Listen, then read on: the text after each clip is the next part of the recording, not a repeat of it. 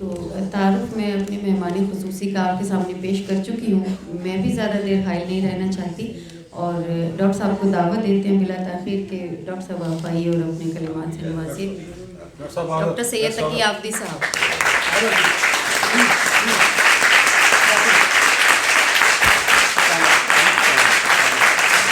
صدر محفل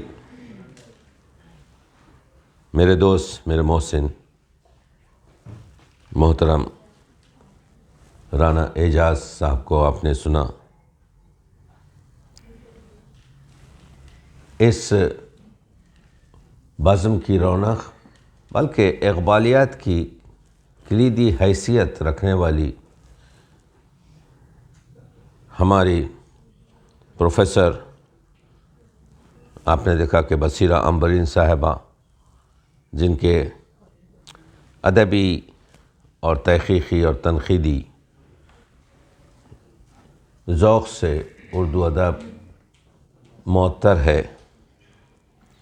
ابھی آپ نے ڈاکٹر انیلا سلیم صاحبہ سے جو کچھ بھی سنا، میں شرمندہ ہوں، لیکن وہ کہے اور سنا کرے کوئی. اور ڈائس پر موجود ڈاکٹر ظہیر عباس صاحب. ڈاکٹر صاحب آپ پوچھتے ہیں وہ کہ غالب کون ہے، کوئی بتلاؤ ہم بتلائیں کیا.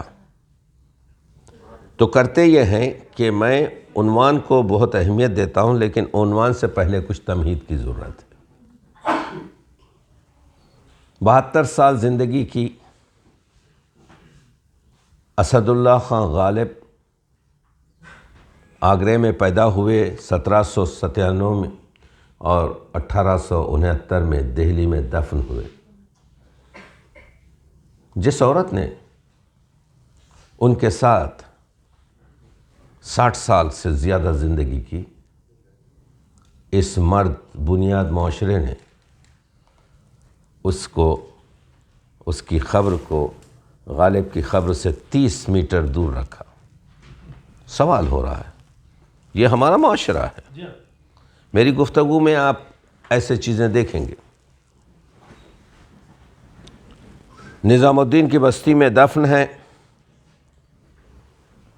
لیکن اگر یہی شخص ایران میں دفن ہوتا تو یونیورسٹی اس کے نام پر ہوتی، شہر اس کے نام پر ہوتا، خیابان اس کے نام پر ہوتی، کئی مجسمے اس کے شہر کے عظیم چوراہوں پر نصب ہوتے. غالب اگرچہ کہ ان تمام چیزوں کی غالب کو ضرورت نہیں، لیکن ہمارے جو 4 بڑے شاعر ہیں جن سے دبستان وابستہ ہیں،